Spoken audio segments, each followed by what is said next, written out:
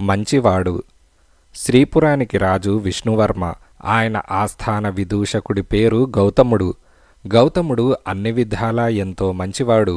ఎవరినీ చెడ్డవాడు అనడు. అతడి దృష్టిలో అందరూ మంచివాళ్లే. ఒకనాటి సాయంకాలం రాజు వనవిహారం చేస్తూ మాటల సందర్భంలో, గౌతమ, నేనెలాంటి వాణ్ణని నీ అభిప్రాయం అని ప్రశ్నించాడు. అందుకు గౌతముడు, మహారాజా, మీ అంత మంచివారు ఈ భూమి మీద మరొకరున్నారా అన్న సందేహం నాకు కలుగుతూ ఉంటుంది అని జవాబిచ్చాడు.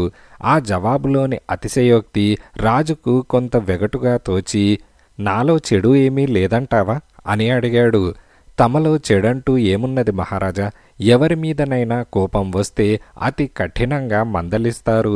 అయినా అప్పటికి మీ మాటలు కఠినంగా ఉన్నా మనస్సు వెన్నతో సమానం అని గౌతముడు భక్తితో అన్నాడు.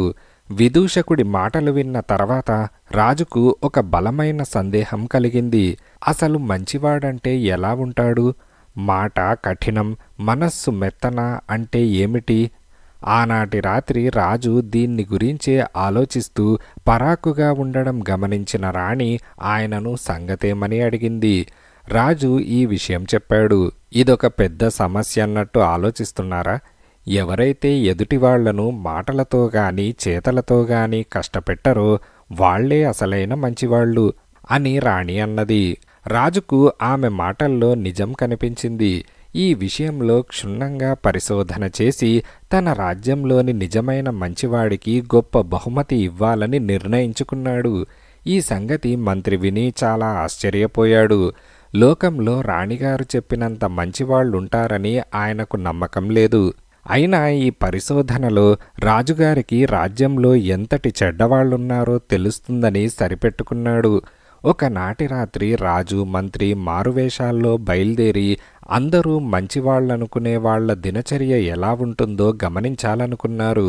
అలాంటి వాళ్ళు ఇద్దరు రాజుకు మంత్రికి గుర్తువచ్చారు. ఒకరు ఆస్థాన కవి, మరొకరు ఆస్థాన వైద్యుడు. ముందుగా ఇద్దరు ఆస్థాన కవి ఇల్లు చేరి ఇంటి వెనక ఉన్న పూలతోటలో గుండా పోయి కిటికీకి ఒక పక్కగా చీకట్లో నిలబడ్డారు. ఆ సమయంలో కవిగారి ఉగ్రరూపం, అతడి కేకలు వాళ్లకు ఆశ్చర్యం కలిగించాయి. గదిలో గోడవారగా మంచం మీద కవిగారి భార్య నీరసంగా పడుకొని ఉన్నది. ఆయన శిష్యుడు గురువుకు భోజనం వడ్డించేందుకు ఒక వెండి పళ్ళెం తెచ్చి ఆయన ముందు పెట్టాడు. దానిలో కొద్దిగా నీటి బొట్లు ఉండిపోయాయి. కవిగారు శిష్యుడికి వాటిని చూపిస్తూ, కవిత్వం అంటే అసలు ఏమీ తెలియని వాళ్ళు నిన్ను నా అంత కవిగా, నన్ను మించిన కవిగా పొగడ్డం చూసి నువ్వు గర్వించినట్టున్నది. ఈ పళ్ళెంలో నీళ్లున్న సంగతే గమనించలేనంత అంధుడివా?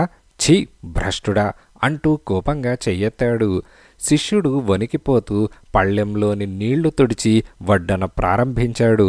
అంతలో కవి భార్య బాధ కొద్దీ పెద్దగా మూలిగింది.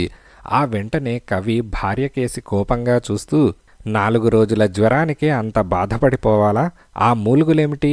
నాకన్నం సహించకుండా రాత్రిళ్ళు నిద్రపట్టకుండా చేస్తున్నావు. గత జన్మలో ఎన్ని పాపాలు చేశానో నీలాంటి జ్యేష్ఠాదేవి నాకు భార్యగా దొరికింది అని అన్నాడు. ఆస్థాన కవి నిజరూపం అర్థమై రాజు మంత్రి నివ్వెరపోయారు. వాళ్ళు అక్కడ్నుంచి ఆస్థాన వైద్యుడి ఇంటికి వెళ్లారు. వైద్యుడు మందులు తయారు చేసే చిన్న కుటీరంలో నుంచి ఏవో శబ్దాలు వినపడుతున్నాయి. రాజు మంత్రి కుటీరం గోడ పక్కన నిలబడి కిటికీలో గుండా లోపలికి చూశారు. వైద్యుడి కుమారుడు కల్వంలో రకరకాల మూలికలు వేసి నూరుతున్నాడు. అతడి ముఖంలో చిరాకు స్పష్టంగా కనిపిస్తున్నది. వైద్యుడు మాత్రం తీవ్రంగా అతడికేసి చూస్తున్నాడు. 1-2 నిమిషాల కాలం గడిచింది. హఠాత్తుగా వైద్యుడు, ఒరేయ్, నువ్వు కాదనక నేను చెప్పినట్టు చేసి తీరాలి అని అన్నాడు. కొడుకు మూలికలు నూరుతూనే, నాన్న, నాకదిష్టం లేదు అని అన్నాడు. ఆ జవాబుకు ఆస్థాన వైద్యుడు పళ్ళు కొరుకుతూ, వైద్యశాస్త్రంలో నువ్వు నన్ను మించిపోయావు. ఆ సంగతి నాకు తెలుసు. కానీ డబ్బు విలువ తెలుసుకోలేనంత మూర్ఖుడివి. ఉబ్బస వ్యాధికి నువ్వు కనిపెట్టిన ఆ మందు గురించి రాజుగారికి చెబితే మనకు ఒరిగేదేమిటి? ఆయన దాన్ని రోగులకు ఉచితంగా ఇవ్వమంటాడు. అలా కాక మనం ఈ సంగతి రహస్యంగా ఉంచి ఆ పొరుగు రాజ్యం వర్తకుడికి దాన్నమ్మితే 10,000 వరహాలిస్తాడు. అర్థమైందా అని అన్నాడు. ఇది విని రాజు, ఛీ, ఈ నీచుడా నా ఆస్థాన వైద్యుడు అని అనుకుంటూ అక్కడ్నుంచి బయలుదేరాడు. మంత్రి మౌనంగా రాజును అనుసరించాడు. ఇద్దరూ పోయి ఒక చేనుగట్టు మీద కూర్చున్నారు. పక్కనే ఒక పూరిపాక ఉన్నది. పాకలో నుంచి మధ్య మధ్య అయ్యో అయ్యో అంటూ ఓ స్త్రీ రోధించడం వాళ్లకు వినిపించింది. రాజు మంత్రి లేచి పాకను సమీపించారు. పెరటి తలుపు బార్లా తెరిచి ఉన్నది.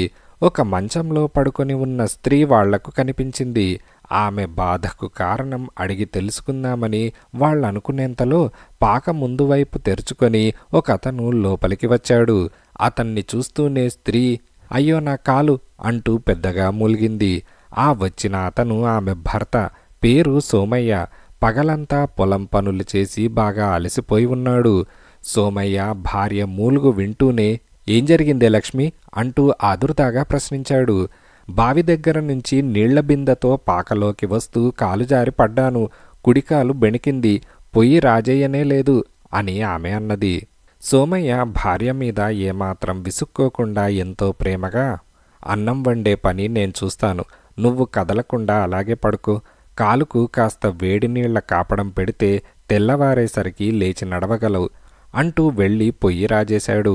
అతడు భార్య కాలికి వేడి నీళ్ల కాపడం పెట్టి అన్నం వండి ముందు భార్యకు పెట్టి తర్వాత తను తిన్నాడు. ఇల్లు చేరేందుకు ఇంత పొద్దుపోయిందేం అని భార్య అడిగింది. దానికి సోమయ్య మిగులు ధాన్యం అమ్మ చూపాను కదా, బేరం ఒక పట్టాన కుదిరింది కాదు. పట్నం షావుకారు బస్తాకు 5 రూకలు ఎక్కువిస్తానన్నాడు. అయినా బాగా ఆలోచించి ధాన్యం మన ఊరు వర్తకుడికే అమ్మాను అని అన్నాడు. అదేంటి బస్తాకు 5 రూకలు మనమెందుకు నష్టపోవాలి అని భార్య అన్నది. సోమయ్య చిన్నగా నవ్వి 5 రూకల కోసం మనం ఆశ పెడితే మనకన్నా ఈ చుట్టుపక్కల గ్రామాల వాళ్ళు తప్పక ఎక్కువ నష్టపోతారు. ఈ సంవత్సరం పంట తక్కువ. ఆ పట్నం షావుకారు మంచి ధర పలికేలా ఉంటే ధాన్యాన్ని పొరుగు రాజ్యానికి చేరవేస్తాడు. మన ఊరి వర్తకుడు అలాంటి పాడు పనులు చేయడు. అవసరమైన వాళ్లకు న్యాయమైన ధర కమ్ముతాడు అని అన్నాడు. భర్త జవాబుకు లక్ష్మి తృప్తిపడినట్టు తలాడించింది. రాజు మంత్రి అక్కడ్నుంచి బయలుదేరారు. దారిలో రాజు మంత్రిగారు మంచివాడెలా ఉంటాడో ఇప్పుడు తెలిసింది. ఈ రైతు మాటల్లో చేతల్లో కూడా మంచివాడు అని అన్నాడు. అవును ప్రభు, మన ఆస్థాన కవి వైద్యుల సంగతి ఏమాలోచించారు అని మంత్రి అడిగాడు.